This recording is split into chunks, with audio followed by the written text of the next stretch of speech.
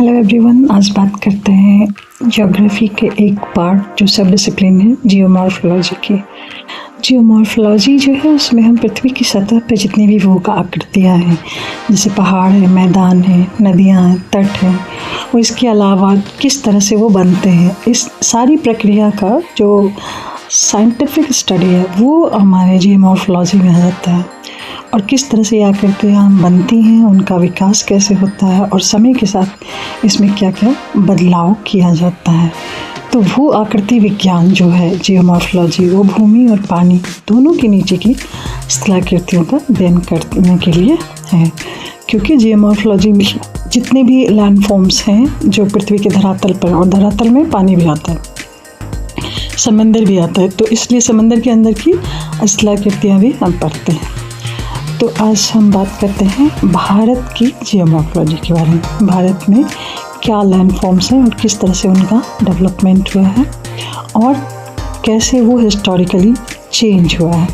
तो जिसके अंदर हम पढ़ेंगे हिमालय, उत्तरी मैदान, फिर जो साउथ में वेस्ट में पठार है, पश्चिमी घाट, पूर्वी घाट, थार रेगिस्तान और तटीय मैदान, और इन सब के बनने की जो टेक्टोनिक प्रक्रियाएं थी, जो जियोलॉजिकल हिस्ट्री इंडिया का वो भी, उसके साथ साथ डिपोजिशन और इरोजन, प्रमुख पर्वत, झील और नदियाँ, और इन सब का एनवायरमेंटल इम्पोर्टेंस। तो हमारे देश की जो भू आकृति विज्ञान है जियोमॉर्फोलॉजी, हिस्टोरिकली जो है वो प्राचीन सभ्यताओं के आने से भी पहले शुरू होता है, और इसका जिक्र जो है हमें वेदों और पुराणों में भी जो पृथ्वी के बारे में वर्णन है उसमें मिल जाता है। अगर हम महाकाव्य के समय देखें तो सामरिक और सांस्कृतिक भूगोल का विकास हुआ था। ब्रिटिश काल में जो है फॉर्मल रूप से, ऑफिशियल रूप से भौगोलिक अध्ययन की शुरुआत हुई थी, और इसमें पृथ्वी को एक गोलाकार इकाई के रूप में समझने की भारतीय विद्वानों की शुरू से ही धारणा थी, जो कि भूगोल शब्द से ही स्पष्ट होती है।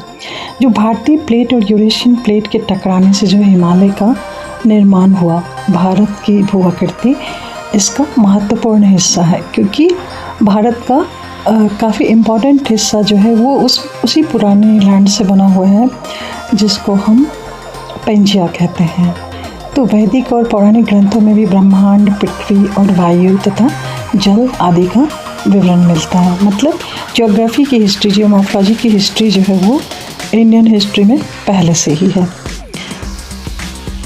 और ये तारीफ की बात है कि जो भारतीय भू वैज्ञानिक रहे हैं, शुरू से ही उन्होंने पृथ्वी को हमेशा गोल ही माना है, और इसीलिए ज्योग्राफी को भूगोल शब्द जो है वो पहले ही दिया जा चुका है। जबकि बाकी सभ्यताओं को देखें, जो पुरानी सभ्यताएं थी, उसमें अर्थ को जो है वो फ्लैट डिस्क मानते थे, एक चपटी परत के रूप में मानते थे। 19वीं सदी में जो जेम्स रेनेल जैसे विद्वान हैं जिन्होंने भारतीय भूगोल को शुरू किया, और 1920 के दशक में भारत के औपचारिक भौगोलिक अध्ययन की नींव रखी गई, और विश्वविद्यालयों के माध्यम से भूगोल को एक शैक्षणिक विषय के रूप में पेश किया गया।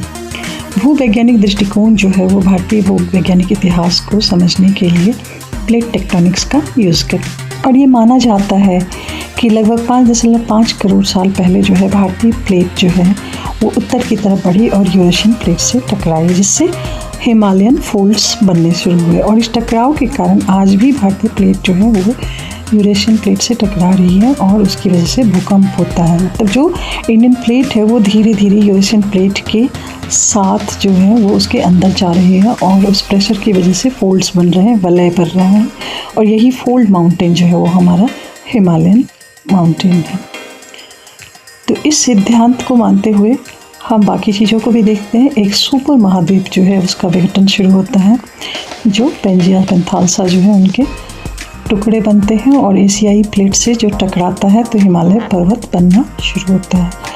ये जो भारतीय प्लेट है ये भौगोलिक इतिहास में सबसे पहला जो गोंडवाना लैंड था उसका पार्ट है। ये 140 मिलियन वर्ष पूर्व से शुरू होता है। भारतीय प्लेट जो है मूल रूप से गोंडवाना लैंड का हिस्सा थी, और इसी गोंडवाना लैंड में आधुनिक अफ्रीका, ऑस्ट्रेलिया, अंटार्कटिका और दक्षिण अफ्रीका का पार्ट भी शामिल था।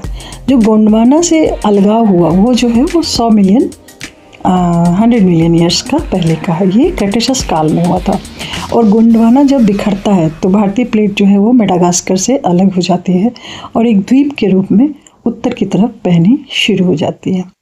20 सेंटीमीटर प्रति वर्ष की रफ्तार से भारतीय प्लेट जो है उस समय खिसक रही थी और इस यात्रा के दौरान जो है 60 मिलियन ईयर पहले रीयूनियन हॉटस्पॉट कह सकते हैं इसके ऊपर से गुजरी, जिसकी वजह से ज्वालामुखी की गतिविधियाँ शुरू हुई, मतलब ये गर्म हो गए।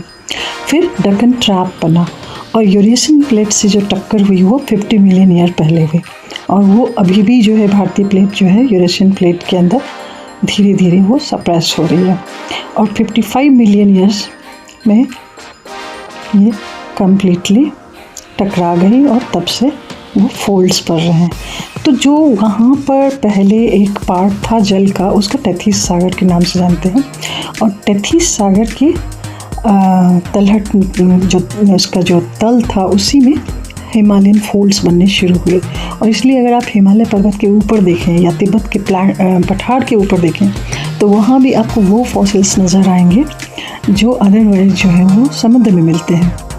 तो इस तरह की जो कन्वर्जेंट प्लेट बाउंड्री है वो धीरे धीरे ऊपर उठती माउंटेन बन गई और आज के ज़माने में आज भी भारतीय प्लेट जो है प्रति वर्ष लगभग 5 सेंटीमीटर की गति से उत्तर पूर्व की तरफ बढ़ ही रही है, जबकि यूरेशियन प्लेट जो है वो 2 सेंटीमीटर प्रति वर्ष की गति से नॉर्थ की तरफ जा रही है और यही जो एक कंटिन्यूम है प्रेशर का दोनों प्लेट्स के बीच, इसलिए हिमालय की ऊंचाई जो है वो बढ़ रही है और ये पार्ट जो है काफ़ी एक्टिव है और भूकंप कंटिन्यू आते रहते हैं। तो इस तरह से हम देखें तो इंडियन प्लेट जो है वो एक लंबी और तेज़ यात्रा पे लगी हुई है और पृथ्वी के ऊंचे पर्वत श्रृंखला हिमालय को कंटिन्यू हाइट दे रही है। आज आधुनिक काल में जब हम भारत के भू आकृति को देखते हैं, जो इसकी जियोमॉर्फोलॉजी है, तो इसमें मल्टीफैसेट है, आधुनिक काफ़ी ज़्यादा आयाम है।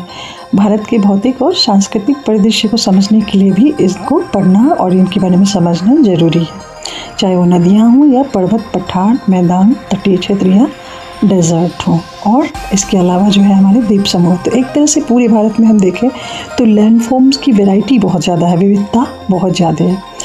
दक्षिणी प्रायद्वीप है, सिंधु गंगा का मैदान जो उत्तर पूर्वी मैदानी इलाका है, रेगिस्तान जो है वो पश्चिमी जो थार है और थार के बारे में मैंने पहले ही वीडियो में बताया है। अंडमान निकोबार आइलैंड्स भी हैं, हिमालय जो है अपनी ऊंची चोटियों, प्रायद्वीपीय पठार अपनी प्राचीन भूभाग और रेगिस्तान जो है अपनी शुष्क जलवायु के कारण जो है एक अलग ही डिस्टिंक्ट कैरेक्टर पेश करता है। सिंधु गंगा का जो मैदान है वो कंप्लीट उपजाऊ जलोढ़ क्षेत्र है और ये सारे भारतीय प्लेट के टेक्टोनिक प्लस बहिर्जनित जो एक्सोजेनिक प्रोसेसेस हैं, जैसे हवा और पानी का जो परस्पर इफ़ेक्ट होता है, इसकी वजह से जो है मॉडर्न लैंडफॉर्म्स जो है हमें वो दिखते हैं और इसमें लगातार अपर्दन भी हो रहा है और इनका निर्माण भी हो रहा है।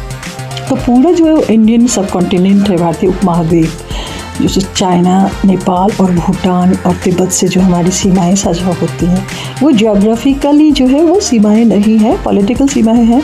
इसलिए हम जब ज्योग्राफिकल सीमा के बारे में पढ़ना चाहते हैं तो हम पूरे इंडियन सब कॉन्टिनेंट प्लस तिब्बतन प्लेटो के बारे में पढ़ते हैं। तो भारत का जो एक प्रमुख प्राकृतिक विभाजन है वो इंडियन सब कॉन्टिनेंट के रूप में है। सबसे ऊंची चोटी जो है माउंटेन की, जो भारत की सीमा के अंदर आती है, जो पॉलिटिकल सीमा के अंदर, वो 8,586 मीटर है और इसका नाम है कंचनजंगा। उत्तर और पूर्वी भारत के अधिकांश भाग को ये कवर करता है हिमालय, जो सिंधु और गंगा और ब्रह्मपुत्र नदियों के जमाव से जो है वो सिंधु गंगा का मैदान जो है वो उत्तर पूर्वी भारत में है और ये पार्ट जो है भारत का सबसे उपजाऊ और कृषि के लिए भी बहुत महत्वपूर्ण है। जो हम भारतीय प्रायद्वीप पार्ट देखते हैं, जो इसका साउदर्न पार्ट है, वो सबसे बड़ा ज्योग्राफिकल रीजन है और इसमें दक्कन प्लेटू जो है वो बहुत इम्पॉर्टेंट है। यही पार्ट है जो गोंडवाना लैंड का अभी भी सबसे पुराना एग्जिस्टिंग पार्ट माना जाता है। जो थार रेगिस्तान है जो भारत के पश्चिम में है, ये एक शुष्क वातावरण का उदाहरण है और यहाँ पर जो जितने भी लैंड फॉर्म्स हैं वो मोस्टली जो है वायु के प्रोसेस के थ्रू हैं, चाहे वो इरोजन हो या डिपोजिशन हो। द्वीप समूह जो है वो अंडमान और निकोबार द्वीप समूह बंगाल की खाड़ी में है और लक्षद्वीप जो है वो भारत के अरब सागर में भारत के पश्चिमी साइड में है। ये मुख्य भूमि से थोड़ा अलग है और एक अलग ज्योग्राफिकल इकाई बन जाती है।